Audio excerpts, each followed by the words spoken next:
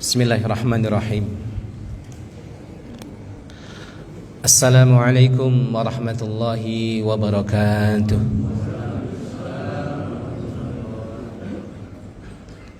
Innal hamdalillah nahmaduhu wa nasta'inuhu wa nastaghfiruh wa na'udzu billahi min shururi anfusina wa min sayyiati a'malina. من يهده الله فلا مضل له ومن يضلل فلا هادي له أشهد أن لا إله إلا الله وحده لا شريك له وأشهد أن محمدا عبده ورسوله لا نبي ولا رسول بعده اللهم صل وسلم وبارك على نبينا محمد وعلى آله وأصحابه ومن تبعهم بإحسان إلى يوم القيامة أما بعد اللهم لا سهل إلا ما جعلته سهلا وأنت تجعل الحزن إذا شئت سهلا رب اشرح لي صدري ويسر لي أمري واحلل عقدة من لساني يفقه قولي اللهم ربنا زدنا علما وارزقنا فهما Allahumma amin. Ma'asyiral muslimin, hadirin dan hadirat, Bapak Ibu jamaah salat subuh yang mudah-mudahan senantiasa dimuliakan Allah Subhanahu wa taala.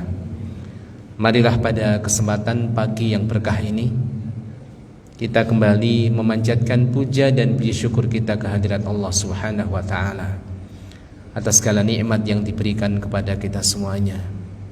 Alhamdulillah, kita bersyukur kepada Allah atas nikmat sehat wal afiat yang insya Allah Bapak Ibu yang hadir pada kesempatan pagi hari ini semuanya dalam keadaan sehat wal afiat. Alhamdulillah. Andaikan ada sebagian kita yang hari ini diuji oleh Allah dengan sakit atau mungkin saudara kerabat kita, orang yang kita cintai, kita berharap mudah-mudahan Allah Subhanahu wa taala segera mengangkat penyakitnya dan menetapkan pahala baginya. Kita bersyukur pada Allah Bapak Ibu atas nikmat kesempatan. Alhamdulillah summa alhamdulillah. Sampai detik ini Allah masih menitipkan nafas untuk kita semuanya. Kesempatan untuk kembali bisa sholat, bisa melaksanakan kewajiban kita, melaksanakan amal ibadah. Ini sekali lagi adalah nikmat yang besar yang Allah berikan kepada kita. Artinya Allah masih merahmati kita untuk kembali menambah perbekalan yang kita butuhkan di dalam perjalanan panjang kita menuju Allah Subhanahu wa taala. Dan tentunya kita juga bersyukur pada Allah atas nikmat yang sangat besar, nikmatul Islam wal iman yang Allah berikan kepada kita, yang sebelumnya pada saat kita di kandungan ibu kita tidak pernah meminta kepada Allah akan hal ini. Namun Allah berikan anugerah yang besar, hidayah dan taufiknya kepada kita semuanya. Mudah-mudahan Allah Subhanahu wa taala memberikan istiqomah di atas nikmat ini, di atas nikmatul Islam wal iman, sampai saatnya nanti kita pulang kembali kepada Allah Subhanahu wa taala. Jamaah sekalian, dan marilah kita menghaturkan salawat dan salam kita kepada junjungan kita yaitu Nabi besar Muhammad sallallahu alaihi wasallam beserta keluarga, para sahabat dan seluruh umatnya hingga hari kemudian. Bapak Ibu jamaah sekalian yang dirahmati Allah Subhanahu wa taala, tak terasa hari ini kita sudah berada di pertengahan bulan Syawal. Maknanya bulan Ramadan betul-betul telah berlalu, telah meninggalkan kita. Dan tentunya yang meninggalkan kita bukan hanya tentang bulannya saja Bapak Ibu, tapi juga nuansanya, nuansa keimanan yang begitu kuat. Sebagaimana kita rasakan bersama pada bulan Ramadan, begitu ringan langkah kaki kita menuju masjid, alangkah mudahnya kita menjaga lisan kita Bapak Ibu, alangkah semangatnya kita membaca Al-Quran, mengeluarkan sedekah, Masya Allah. Dan tentunya bulan Syawal ini membawa pesan kepada kita tentang pertanyaan besar. Apakah kita benar-benar berubah atau hanya sekedar pernah soleh? pernah menjadi orang soleh pada bulan Ramadan? Bagaimana sholat kita, puasa kita, amal-amal soleh yang lain? Karena yang mengkhawatirkan bukan hanya perginya bulan Ramadan, tapi juga perginya kesolehan kita bersama bulan Ramadan itu. Maka pada kesempatan pagi hari ini, mari kita sedikit bermuhasabah Bapak Ibu. Bermuhasabah tentang Ramadan kita, bermuhasabah, berevaluasi, introspeksi akan Ramadan kita. Dan kalau kita bicara tentang al-muhasabah, para ulama menjelaskan al-muhasabah satu kata yang cukup familiar, sering disampaikan oleh para ustadz, para khatib.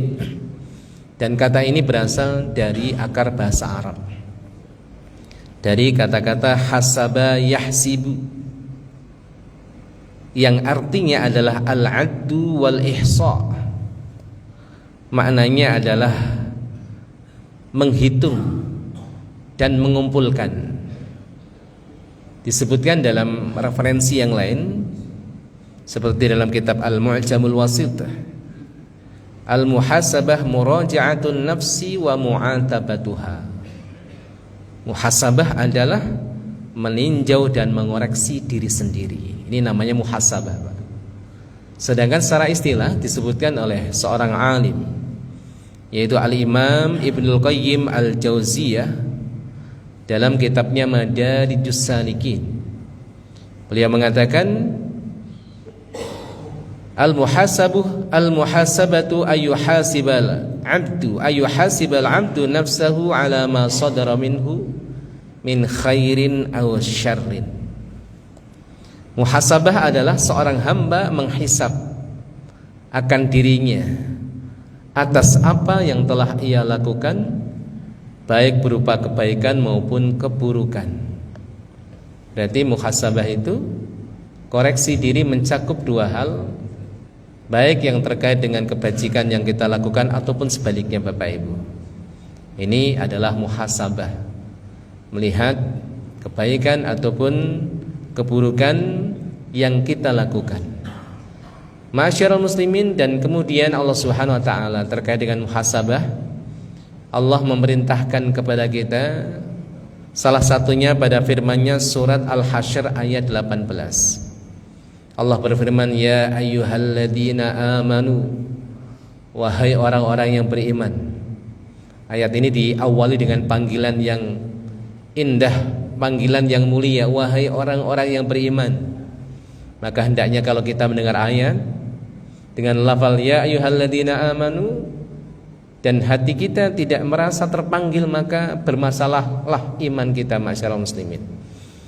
Kita harus merasa terpanggil, karena tidak semuanya dipanggil oleh Allah dengan sebutan ini. Kadang Allah menyuruh hambanya dengan ya ayyuhan nas, wahai manusia, tapi sebutan ya ayyuhalladzina amanu ini panggilan istimewa. Tidak semua orang dipanggil oleh Allah. Ya ayyuhalladzina amanu taqullah, wahai orang-orang yang beriman, bertakwalah kepada Allah. Perintah pertama pada ayat tersebut. Kemudian yang kedua, wal tangdur nafsum ma qaddamat lighad, dan hendaklah setiap jiwa itu memperhatikan apa yang ia telah lakukan untuk esok hari. Bukan esok hari, besok hari Senin, bukan Pak, tapi esok hari adalah hari di mana nanti kita berjumpa dengan Allah Subhanahu wa taala. Hendaklah masing-masing itu melihat, menghitung, memperkirakan apakah apa yang sudah kita lakukan itu cukup atau belum. Andaikan hari ini kita dipanggil oleh Allah Subhanahu wa taala, dan malam hari ini sebagai malam pertama kita di alam kubur, kira-kira amal yang kita sudah lakukan cukup atau belum? Ini muhasabah ma'asyiral muslimin. Bagaimana kita memperhitungkan amal kita yang sudah kita lakukan untuk akhirat. Kemudian juga ma'asyiral muslimin, hadirin Bapak Ibu jamaah sekalian yang dirahmati Allah Subhanahu wa taala, Rasulullah sallallahu alaihi wasallam menyebutkan dalam sebuah hadis yang sahih riwayat Al-Imam At-Tirmidzi. Beliau mengatakan al-kayyisu man dana nafsahu wa amila lima ba'dal maut. Orang yang cerdas itu, kecerdasan menurut standar Nabi. Siapa mereka Bapak Ibu? Man dana nafsahu orang yang senantiasa menghitung-hitung akan dirinya, perbuatan baiknya, perbuatan buruknya, karena ini nanti sebagai standar orang itu selamat atau tidak. Wa amma man thaqulat mawazinu fa huwa fi 'ishatin radhiyah wa amma man khafat mawazinu fa ummuhu hawiyah. Ini ayat yang sering kita baca Bapak Ibu. Kebaikan keburukan mana yang lebih banyak, mana yang lebih berat? Ya. Ini senantiasa menghitung. Al-kayyisu man dana nafsahu, orang yang cerdas adalah orang yang senantiasa menghitung, mengoreksi dirinya. Wa amila lima ba'dal maut, dan orientasi amalnya adalah untuk kehidupan setelah ini, yaitu kematian setelah kehidupan ini. Barakallahu fikum Bapak Ibu yang dirahmati Allah Subhanahu wa taala. Ini terkait dengan hadis yang menjelaskan kepada kita tentang mereka orang yang cerdas. Dan Sayyidina Umar, seorang sahabat yang mulia, beliau mengatakan hasibu anfusakum qabla an tuhasabu. Cobalah kalian hitung, koreksi diri kalian. Hitung, evaluasi, muhasabah diri kalian sebelum kelak kita dihisab oleh Allah Subhanahu wa taala. Sebagaimana tema tentang hisab sudah pernah kita sampaikan Bapak Ibu, fase yang tidak boleh kita lupa. Nanti setelah kematian ada fase al-hisab. Kita akan berdiri di hadapan Allah, dipanggil oleh Allah, akan ditanya oleh Allah amal-amal yang telah kita lakukan, niat yang kita munculkan, perbuatan yang pernah ya kita perbuat di dunia akan ditanya oleh Allah Subhanahu wa taala. Akan ditanya, maka kita berharap mudah-mudahan Allah Subhanahu wa taala menganugerahkan kepada kita hisaban yasira, hisab yang mudah. Hisab yang mudah. Karena siapapun yang hisabnya itu didetailkan Bapak Ibu, orang yang kemudian hisabnya itu detail sekali, ditanya oleh Allah satu persatu, tanda orang itu tidak akan selamat. Man nukisha bil hisabi uzib. Maka doa hisaban yasira, Allahumma hasibni hisaban yasira, itu menjadi doa yang penting kita baca di waktu yang baik. Boleh dibaca ketika sujud. Setelah kita membaca zikir sujud, kita baca doa ini, Allahumma hasibni hisaban yasira. Atau kita baca sebelum salam, ma'asyiral muslimin, ya kita mengharap hisab yang mudah. Ataupun ada sesuatu yang lebih utama, dan ini tentunya hanya mereka orang-orang yang dirahmati oleh Allah, yaitu bisa masuk surga tanpa hisab, tanpa adab. Ini luar biasa lagi.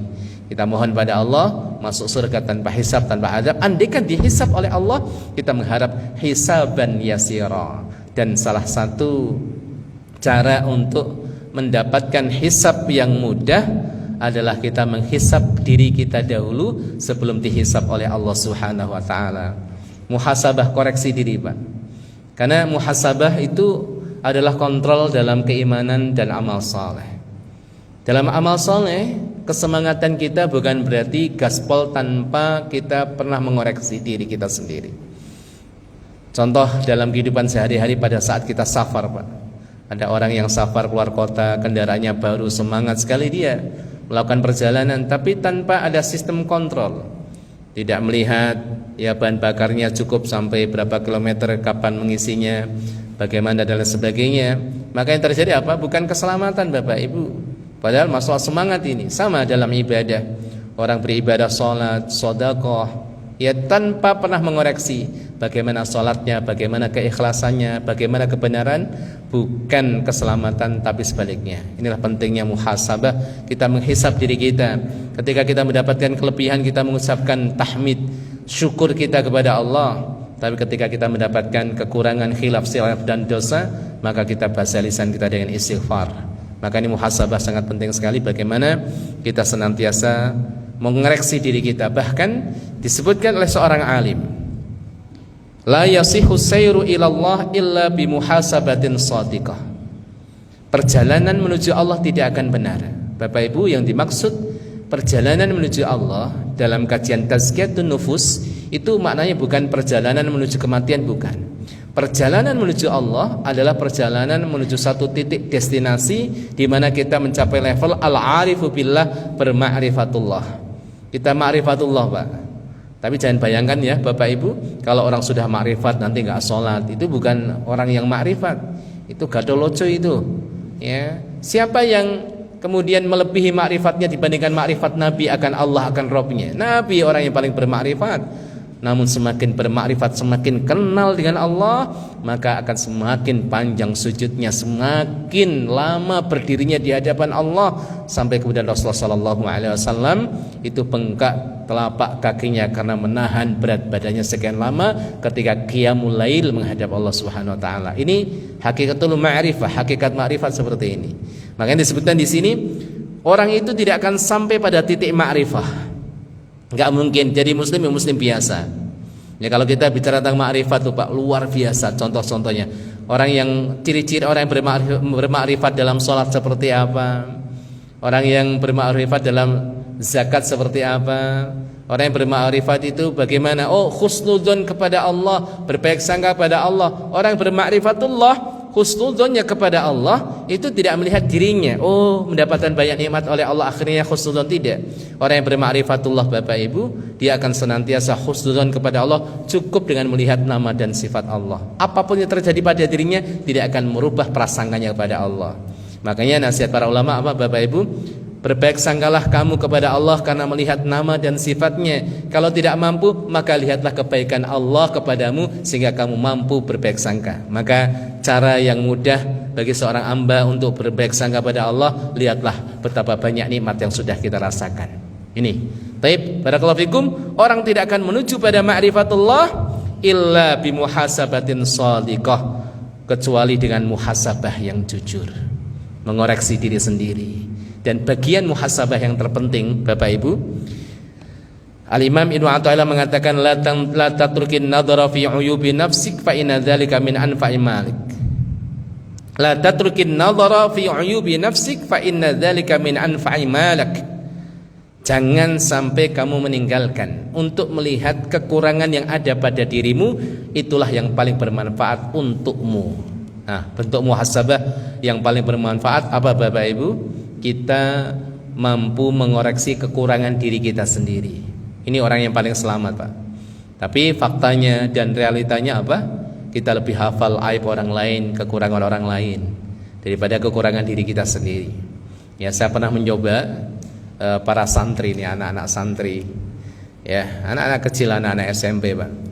Kita coba-coba ini para santri, tugas hari ini antum ya ambil kertas dan para santri kita pasang-pasangkan, kamu patternnya ini dua-dua, masing-masing menulis kekurangan temannya.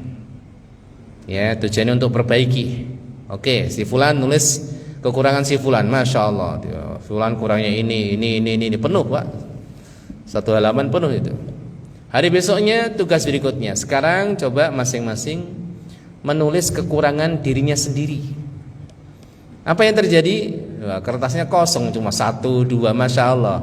Nah, ini kan fakta bagaimana anak-anak kita itu sejak kecil lebih fokus terhadap kekurangan orang lain. Padahal prinsip muhasabah bagaimana seseorang itu fokus terhadap aibnya, ya, kekurangan yang ada pada dirinya sendiri. Ma'asyiral muslimin, sebelum kita masuk tentang apa yang harus kita muhasabahi pada bulan Ramadan, ada satu penjelasan para ulama. Muhasabah di sini ada 3 tingkatan. Yang pertama tingkatan paling awam Pak, paling mendasar sekali, yaitu al-muhasabah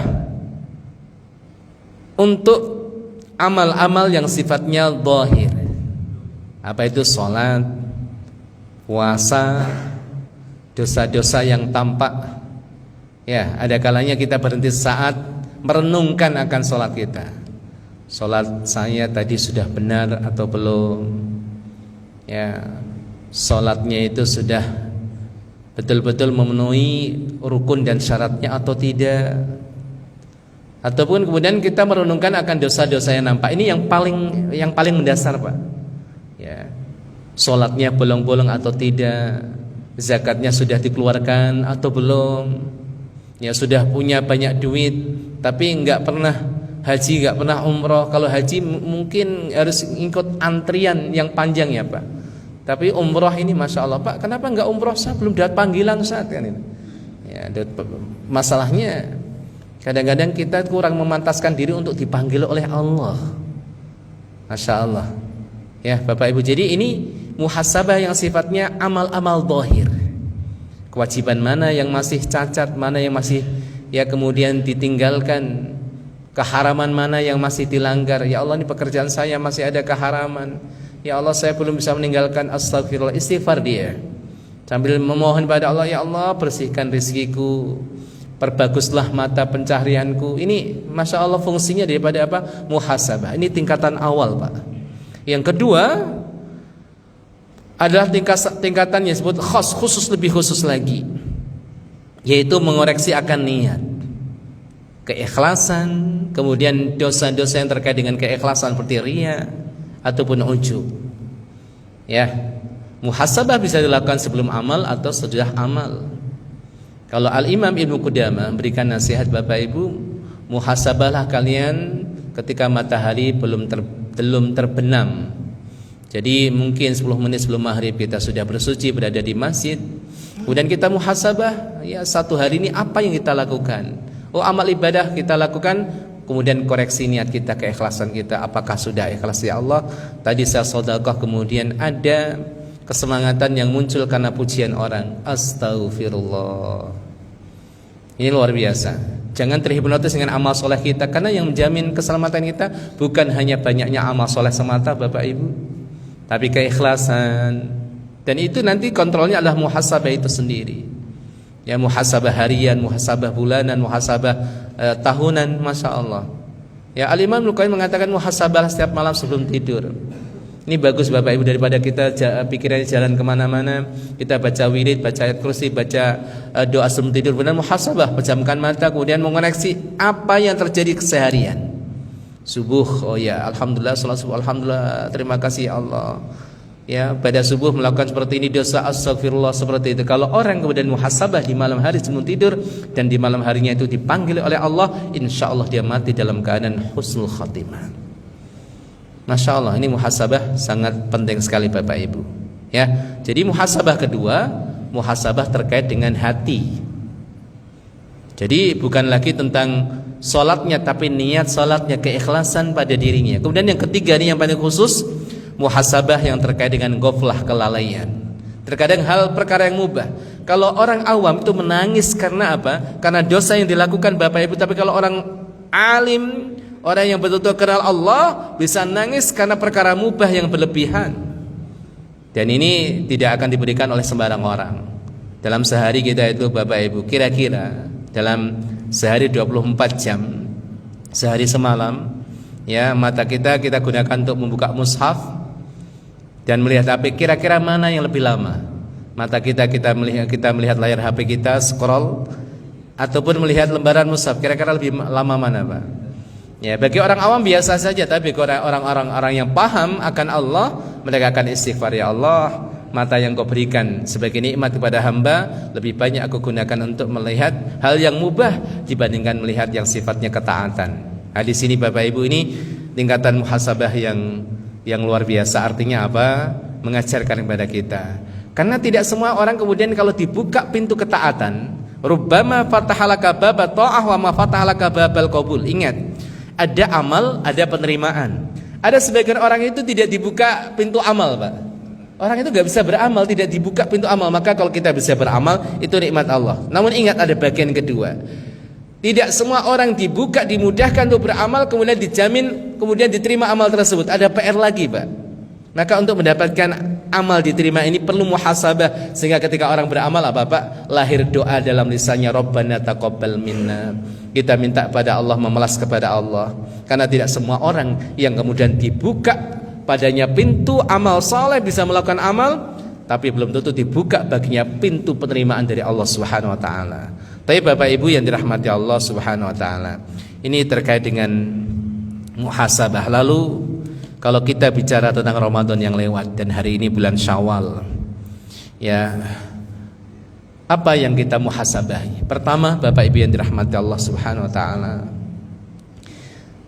setelah berlalunya bulan Ramadan dan kita berada pada bulan Syawal, apakah ada perubahan setelah Ramadan? Tentunya pada bulan Ramadan masing-masing kita semangat, ini sepakat Pak. Kalau pada bulan Ramadan nggak semangat itu musibah itu. Rata-rata kaum muslimin insya Allah kita semangat. Ya, tetapi pertanyaannya apakah kesemangatan itu bisa kita jaga sampai setelah Ramadan atau kita kembali ke setelan awal? Sehingga ada istilah kalau Ramadan jadi malaikat, kalau di luar Ramadan jadi syaitan lagi kan itu. Ya, apakah masih tetap atau tidak? Sedangkan prinsip ibadah yang Allah sampaikan kepada kita ada pada surat Al-Hijr ayat 99. Ingat Pak, ini prinsip ibadah yang Allah tetapkan, konun Al-Quran. Al-Hijr ayat 99, wa'bud rabbaka hatta ya'tiyakal yaqin. Wa'bud, dan beribadahlah dan sembahlah rabbaka Tuhanmu Allah, hatta hingga ya'tiyaka datang kepadamu al-yaqin. Al-yaqin ini maknanya ajal, bukan yakin dalam hati sembahlah Allah sampai kamu yakin, kalau sudah yakin gak nyembah Allah, bukan. Al-yakin dalam ayat ini artinya ajal. Nanti Bapak Ibu kalau membuka surat Al-Mudaththir ada kata al-yakin juga, artinya ajal di situ. Maknanya apa Bapak Ibu? Tafsir terbaik dalam memahami Al-Quran adalah menafsirkan Al-Quran itu dengan Al-Quran. Itu tafsir terbaik Pak. Kalau tidak ada maka dicari dalam hadis ini maknanya apa ya. Ya, karena tidak semua ayat langsung bisa dipahami. Tapi banyak ayat kalau kita baca oh bisa langsung dipahami. Tapi ada beberapa ayat butuh penafsiran Bapak Ibu. Kalau tidak ada dalam Al-Quran maka kita rujuk di dalam hadis-hadis Nabi. Kalau tidak ada maka merujuk kepada para sahabat. Kenapa para sahabat bukan kita? Karena para sahabat generasi yang menemani Nabi Pak. Mereka orang yang paling paham terhadap Al-Quran. Bahkan ketika terjadi kesalahpahaman terhadap makna Al-Quran, ya ditegur oleh Nabi. Kalau mereka tidak paham tanya kepada Nabi. Kalau mereka mempraktekkan sesuatu yang tidak sesuai dengan Al-Quran, ditegur oleh Nabi. Kalau mereka tidak paham tanya pada Nabi. Kalau salah ditegur Nabi. Ada berapa kesalahan yang dipahami oleh para sahabat, ditegur oleh Nabi. Ya, ditegur oleh Nabi. Dalam salah satu firman Allah surat Al-An'am ayat 82 kalau tidak salah, yaitu ketika Allah Subhanahu wa taala berfirman, disampaikan oleh Nabi, alladzina amanu wa lam yalbisu imanahum bidzulmin ulaika lahumul amnu wa hum muhtadun. Orang-orang yang beriman dan tidak mencampur adukkan keimanan mereka dengan kezaliman apapun, maka mereka adalah orang-orang yang selamat dan orang-orang yang mendapatkan petunjuk. Mereka orang yang paling paham bahasa Arab, para sahabat. Sehingga apa? Mereka bertanya pada Nabi, wahai Rasulullah, ini syaratnya ketat sekali untuk menjadi orang selamat. Apa syaratnya? Tidak melakukan kezaliman. Lalu siapa di antara kita yang tidak pernah berbuat kezaliman, wahai Rasulullah? Minimal zalim terhadap diri sendiri, kan gitu Pak. Ya, zalim pada orang lain, ini luar biasa nih. Kalau menjadi orang selamat syaratnya seperti ini, bagaimana ya Rasulullah? Akhirnya jelaskan oleh Rasulullah. Oke, ayat ini umum, tapi maknanya khusus. Kezaliman di sini artinya kezaliman yang paling besar, yaitu kezaliman kepada Allah, tidak memberikan hak Allah, maknanya menyekutukan Allah. Dijelaskan Nabi. Maka penting kita pahami Pak, metodologi ketiga dalam memahami Al-Quran secara benar merujuk kepada pemahaman para sahabat. Kalau tidak dapat, tidak ada, maka kembali kepada makna di dalam bahasa Arab. Masya Allah. Wa'bud rabbaka hatta ya'tiyakal yakin. Sembahlah Allah sampai datang ajal menjemput. Ini prinsip ibadah kita. Ya, prinsip ibadah kita. Bukan hanya di bulan Ramadan, tapi kita lanjutkan Bapak Ibu. Ya, kita berusaha istiqomah. Amal yang paling dicintai oleh Allah, yang paling istiqomah walaupun sedikit. Dan yang paling menakutkan kita adalah satu kaidah yang disebut oleh para ulama, satu kaidah, yaitu min alamati qabuli ta'ah. Termasuk salah satu ciri ketaatan itu diterima oleh Allah, at-ta'atu ba'daha, adalah munculnya, lahirnya ketaatan selahnya. Nah, di sini Pak. Kalau kita puasa berarti puasa kita diterima, cirinya kita lanjut puasa lagi, kan gitu kan? Bukan puasa wajib Pak. Karena puasa wajib itu Ramadan, kemudian puasa nadhar wajib, setelahnya puasa sunnah. Makanya istiqomah di sini nggak mesti sama persis ukurannya, jumlahnya, karena sulit sekali Pak. Berat. Ramadan semangat membaca Al-Quran sehari 5 juz, bisa 1 juz lah minimal. Maka setelah Ramadan gak harus sama. Makna istiqomah gak harus sama persis, karena kondisi juga mengaruhi. Dan itulah sunnatullah. ada waktu-waktu yang lebih istimewa dibandingkan waktu yang lain. Betul atau tidak Bapak Ibu?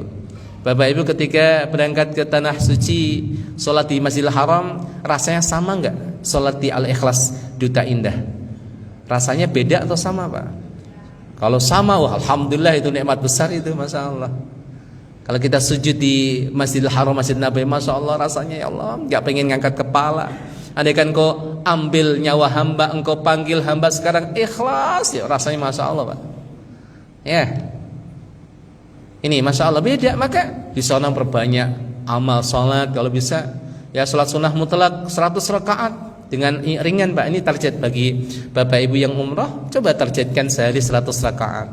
Saya sudah coba dengan memperhatikan syarat rukunnya. Artinya ringkas, bukan ngebut ya. Sholat itu bukan hanya ngejar jumlahnya, tapi bisa sholat minimalis sesuai dengan syarat dan rukunnya. Itu 5 menit bisa dapat 6 rakaat. Allahu Akbar. Baca iftitah yang pendek, bukan yang panjang. Al-Fatihah baca 1 ayat atau 1 surat pendek. Ruku baca 1 zikir ya. I'tidal baca yang pendek, sujud seperti itu 5 menit dapat 6 rakaat. Kalau 100 rakaat kita bagi 3 waktu, setengah jam selesai. Ya, karena sholat di Masjidil Haram nilainya itu 100.000 kali sholat Pak. Ya, bukan maknanya sekali sholat kemudian libur 100.000 kali sholat, bukan. Kenapa saya sampaikan seperti ada yang nanya, Ustaz, ketika saya menyampaikan tentang masalah qadha sholat Bapak Ibu, qadha sholat bagi yang meninggalkan sholat. Dulu waktu muda belum sholat Ustaz, padahal sudah balik. Sekarang sudah ngerti bagaimana pentingnya sholat dan bagaimana besarnya dosa orang meninggalkan sholat. Ancamannya besar Pak. Orang yang meninggalkan sholat itu dosa lebih besar daripada dosa zina. Kalau orang tawari zina takut, besar. Meninggalkan sholat kok ringan banget. Emangnya meninggalkan sholat dosa nggak lebih besar daripada berzina? Kalau iya itu bilang dua-duanya dosa besar, tapi meninggalkan sholat dosa lebih besar. Nah, bagaimana sholat yang berlalu? Mayoritas para ulama, saya katakan mayoritas berarti ada sedikit para ulama yang berbeda. Mayoritas para ulama mengatakan wajib qadha sholat bagi orang yang meninggalkan sholat di masa lalu ketika ia mampu melaksanakan, sudah balik namun meninggalkan. Wah, bagaimana Ustaz? Ya sudah sholat maghrib, habis itu sholat maghrib dengan niat qadha semampunya, bismillah. Wah, ini saya meninggalkan sholat 60 tahun ya, bismillah, semampunya, bismillah. Ya, kira-kira bisa diqadha di Masjidil Haram enggak Ustaz? Maksudnya sekali sholat kan bisa mewakili banyak sholat, atau bukan? Maksudnya bukan begitu. Tapi pahala yang didapatkan itu berkali lipat, bukan mewakili jumlah sholat. Ini penting kita pahami ya Bapak Ibu. Banyak hadis menyebutkan akan keutamaan amal soleh. Membaca Al-Ikhlas 1 kali berapa pahalanya? Sepertiga membaca Al-Quran. Maknanya mendapatkan pahala orang yang baca sepertiga Al-Quran. Kalau membaca 3 kali berarti khatam Al-Quran. Maka Bapak Ibu rugi kalau dalam sehari semalam kita dia membaca Al-Ikhlas minimal 3 kali. Rugi betul hidup kita itu. Betul-betul rugi Pak. Maka fokuskan minimal membaca Al-Ikhlas 3 kali sehari semalam. Tapi maknanya bukan berarti dia dianggap khatam. Misalnya kalau ada orang bernadar, Ustaz saya nadar pada Allah menghatamkan Al-Quran ya selama seminggu setiap hari sekali. Loh, kelihatannya nggak pernah membaca. Gimana nih kamu belum menunaikan nadar? Sudah Ustaz. Kapan? Kemarin. Ya pada maghrib saya membaca Al-Ikhlas 3 kali. Ini namanya modus. Ya, tidak sah penghataman Al-Qur'annya walaupun dia mendapatkan pahala khatam Quran. Nah, di sini Bapak Ibu. Baik. Jadi amal soleh dilanjutkan. Puasa bulan Syawal. Ustaz saya punya hutang puasa, bolehkah saya puasa Syawal dahulu sebelum menyelesaikan qadhanya? Ini di sini menjadi perdebatan para ulama memang. Dalam mazhab Syafi'i ada rincian Bapak Ibu. Kalau orang punya hutang puasa Ramadan itu kan dibagi menjadi 2. Hutangnya karena udzur syar'i. Udzur syar'inya kenapa, Pak? Karena sakitnya pun betul-betul menjadikan ia berat berpuasa. Atau safar. Kalau safar jarak, ketentunya jarak, bukan masyaqqah, bukan kesulitan, jarak. Ya. Kalau hari ini safar, saya yakin tidak sesulit safar pada zaman dahulu. Yang penting jarak qasar 85 km orang boleh berbuka puasa. Tapi kalau mau puasa lebih bagus. Tapi adegan ada orang berbuka enggak masalah, jangan dicela, Pak. Termasuk udzur syar'i. Oh, pulang. Ini ke Cirebon. Oh, ini Pak Adi pulang ke Tegal misalnya kan. Ini jaraknya sudah memenuhi syarat. Walaupun masya Allah naik mobil ber-AC sampai rumah masya Allah boleh. Ini udzur. Orang meninggalkan puasa karena udzur syar'i. Yang kedua, ada yang tidak puasa tidak punya udzur. Ya. Mas nggak puasa, tangan saya gatel Ustaz, sakit. Ini apa, nggak ada hubungannya kan gitu. Minum obatnya bisa ditunda nggak? Bisa tunda. Gatalnya parah kalau nggak minum. Itu lain lagi, berarti apa? Walaupun nggak ada kaitannya dengan lapar dan dahaga, tapi kalau tidak minum obat merasa menderita berat dan minum obat harus itu berarti batal karena minum obat. Berarti udzur syar'i. Ya, ataupun wanita hamil, wanita yang menyusui, ini udzur syar'i. Nah, bagi orang yang udzurnya syar'i, maka puasa Syawalnya ada kelonggaran. Sampai apa namanya? Maksudnya apa? Puasa qadha-nya itu ada kelonggaran sampai akhir bulan Sya'ban sebelum masuk Ramadan berikutnya. Ya, karena kalau orang itu menunda membayar hutang puasa sampai bertemu dengan Ramadan berikutnya kena fidyah, Pak. Kalau Ramadan berikutnya belum puasa, kena fidyah. Ramadan berikutnya lagi tahun kedua belum juga ketemu Ramadan yang kedua, kena fidyahnya 2 kali lipat dalam mazhab Syafi'i. Sampai tahun ketiga kena fidyah 3 kali lipat. Ya. Ada yang Jabir kata, Ustaz saya itu masya Allah selama 40 tahun kodoknya nggak rampung-rampung, dikali berapa itu, masya Allah Pak. Ya. Jadi kalau orang yang meninggalkan puasa karena apa? Karena ada udzur, maka kodoknya ada kelonggaran. Maknanya apa Pak? Boleh puasa Syawal dahulu. Tetapi kalau meninggalkan puasa nggak ada udzur, siang-siang hari pengen merokok nih, wah ini bahaya ini. Ini apa ini? Akhirnya batal puasanya tanpa ada udzur syar'i. Lapar dikit, kan lapar Ustaz, ya puasa ya lapar itu, makan dia. Berarti tidak dianggap adanya udzur syar'i. Maka ketika masuk bulan Syawal, saya pengen puasa Syawal nih, tapi masih punya utangmu karena udzur syar'i, alasan syar'i atau tidak? Enggak, maka wajib kamu laksanakan qadha Ramadan dulu sebelum puasa bulan Syawal. Paham ya Bapak Ibu? Tergantung utang puasanya ini alasannya benar atau tidak. Kalau alasannya itu dibenarkan, maka alat taraki, boleh kesempatannya panjang. Sama dengan sholat Pak. Orang meninggalkan sholat itu ada 2 juga kan gitu. Udzurnya syar'i atau tidak. Udzurnya syar'i, misalnya udzurnya syar'i, tidur di waktu jauh sebelum masuknya waktu sholat, jam 11 siang, kan masih 1 jam. Orang tidur setengah jam, 45 menit, 1 jam cukup lah Pak. Insya Allah zuhur bangun kan gitu kan. Qadarullah bangunnya jam 4 sore, berarti zuhurnya kelewat kan. Berarti ia meninggalkan sholat zuhur tidak sengaja. Nah ketika bangun jam 4, dia belum zuhur, belum asar, sholat mana yang harus dilakukan dahulu? Dia meninggalkan zuhur, udzurnya syar'i, maka sunnahnya, bukan wajib, sunnahnya urut duhur dulu baru asar. Tapi boleh asar dulu baru duhur. Kenapa duhur boleh diakhirkan? Karena dia meninggalkan duhur dengan alasan yang dibenarkan. Maksudnya alasannya itu memang di luar kesengajaan. Tapi misalnya sudah masuk waktu sholat, adzan Allahu Akbar, tidur dulu santai gitu kan. Nah itu dia nggak masuk deh Pak. Padahal masya Allah, walaupun dia niat nanti bangun, tapi sudah masuk waktu sholat, dia tidur, bablas beneran, itu dianggap dia sengaja meninggalkan sholat. Maka ketika ia bangun jam 4, dia belum duhur, belum asar, maka wajib baginya duhur dulu sebelum asar. Wajib duhurnya dulu, dikejar yang ditinggalkan dengan sengaja tadi. Persis kaidah ini diterapkan di dalam puasa. Ini ilmu ya Bapak Ibu. Ya makanya Al-Imam Ibnu Hajar Al-Haytami ketika membicarakan tentang masalah orang yang meninggalkan sholat sekian lama, walaupun ini pendapat yang cukup tegas, tapi banyak dari kita tidak mengambilnya karena berat Pak. Ini cukup berat.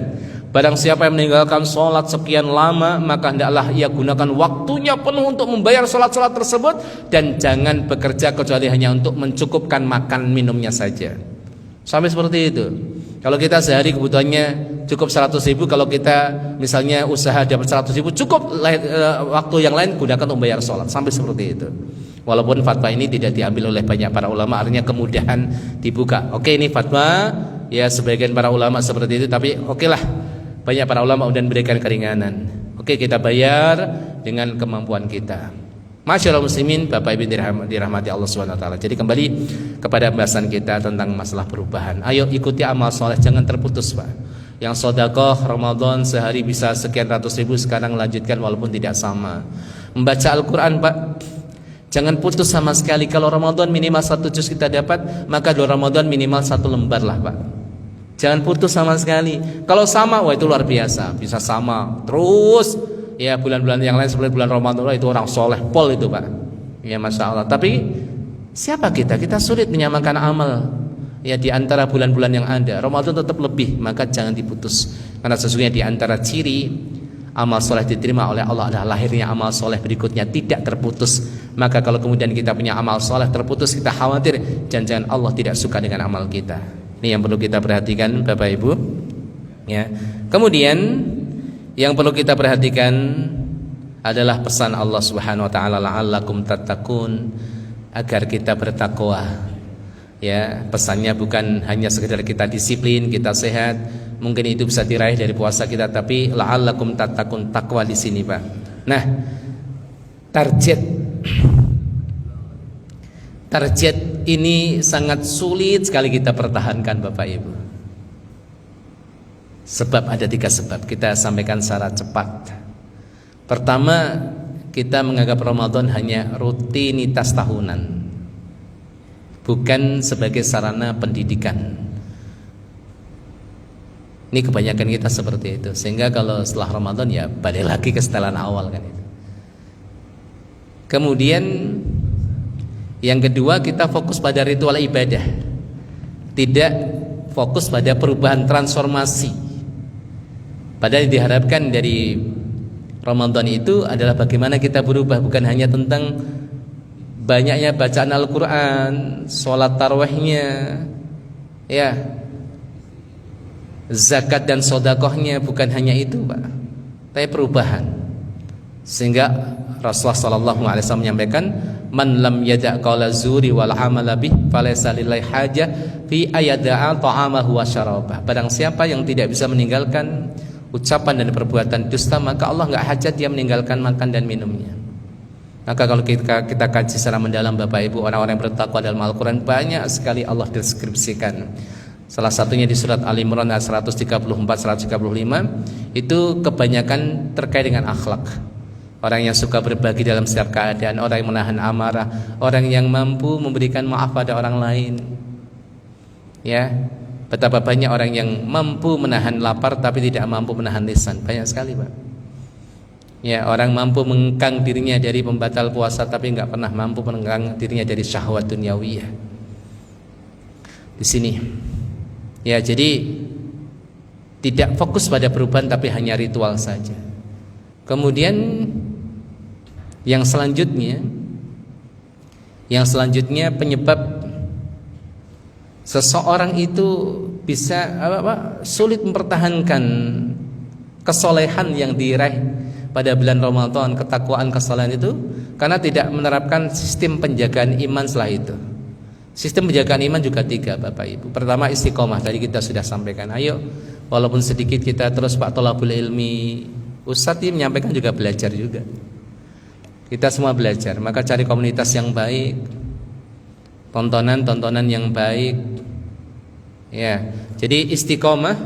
Kemudian yang kedua tadi komunitas yang baik, tontonan yang baik, teman-teman yang baik. Ketiga, kita berbanyak istighfar kepada Allah Subhanahu wa taala. Ini sistem penjagaan keimanan, banyak istighfar. Ini mudah-mudahan kita terus senantiasa bisa menjadi orang soleh, ya Pak. Jangan sampai kesolehan kita pergi bersama bulan Ramadan. Ya, Ramadan pergi, kesolehan kita tetap bukan pergi bersama bulan Ramadan. Tapi Bapak Ibu yang dirahmati Allah, demikianlah yang dapat kami sampaikan. Pada pertemuan kali ini kita ambil salah satu bagian tazkiyatun nufus. InsyaAllah pada pertemuan berikutnya kita akan lanjutkan bahasan tentang tauhid dan akidah kita. Mudah-mudahan kesemangatan kita senantiasa terjaga, ya Bapak Ibu. Istiqomah, karena istiqomah adalah cara yang paling baik untuk menjemput husnul khotimah. Betul, Pak? Baca Al-Quran terus walaupun sedikit. Allah kalau berkehendak kita akan meninggal dalam keadaan baca Al-Quran, megang mushaf. Indah loh. Bahkan saya berharap, Masya Allah, ketika menyampaikan nasihat, Allah panggil dalam keadaan saya menyampaikan nasihat atau khutbah atau baca Al-Quran, atau ketika tawaf, atau Masya Allah. Ya, jadi husnul khatimah bukan seperti makanan cepat saji, tapi husnul khatimah adalah akumulasi dari ketaatan-ketaatan kita pada Allah Rabbul Alamin. Sedikit tapi rutin. Itu akan mengantarkan sekali lagi pada husnul khatimah. Jangan menjadi orang yang, kalau orang Jawa bilangnya dangtek. Dangtek itu amalnya semangat sehari, besok nggak beramal sekian hari. Itu bukan termasuk amal yang dicintai oleh Allah Subhanahu wa taala. Sedikit namun rutin. 2.000 rupiah kita masukkan ke kotak yang kita simpan di rumah, nanti udah ngumpul. Tapi kita sudah niatkan sejak awal, kita keluarkan uang kita untuk sedekah setiap hari walaupun 2 rupiah, 2.000 rupiah. Ya, mudah-mudahan Allah berikan kepada kita semuanya nikmatul istiqamah. Baik Bapak Ibu, sebelum kita tutup, kalau ada tanya jawab, pertanyaan dari jamaah sekalian, kami persilahkan.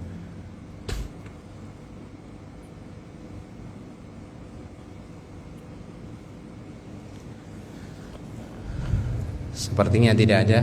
Alhamdulillah. Insya Allah semuanya istiqomah. Alhamdulillah. Baik, kita tutup dengan doa ya Bapak Ibu. A'udzubillahi minasyaitonirrajim. Bismillahirrahmanirrahim.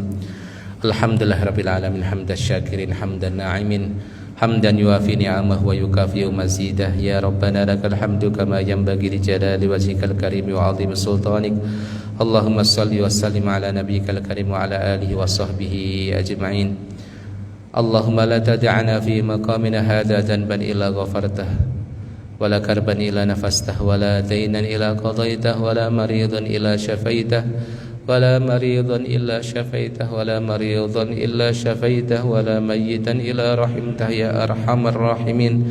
Allahumma inna nas'aluka ilman nafi'a wa rizqan tayyiban wa amalan salihan mutaqabbala. Allahumma inna na'udzubika min ilmin la yanfa' wa du'ain la yusma' wa qalbin la yakhsha' wa nafsin la tashba'.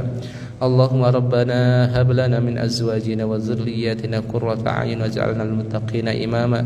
Rabbana la tuzigh qulubana ba'da idh hadaytana wa hab lana min ladunka rahmah innaka antal wahhab. Ya muqallibal qulub tsabbit qulubana ala dinik, tsabbit qulubana ala ta'atik ya Allah. Allahumma a'inna ala dzikrika wa syukrika wa husni ibadatik. Allahumma inna nas'aluka husnal khatimah wa na'udzubika min su'il khatimah ya hayyu ya qayyum. Rabbana zalamna anfusana wa illam taghfir lana wa tarhamna lanakunanna minal khasirin. Rabbana atina fid dunya hasanah wa fil akhirati hasanah wa qina adzabannar. Walhamdulillahi rabbil alamin. Dan marilah kita tutup dengan doa kafaratul majlis. Subhanaka Allahumma bihamdika asyhadu an la ilaha illa anta astaghfiruka wa atubu ilaik. Assalamualaikum warahmatullahi wabarakatuh.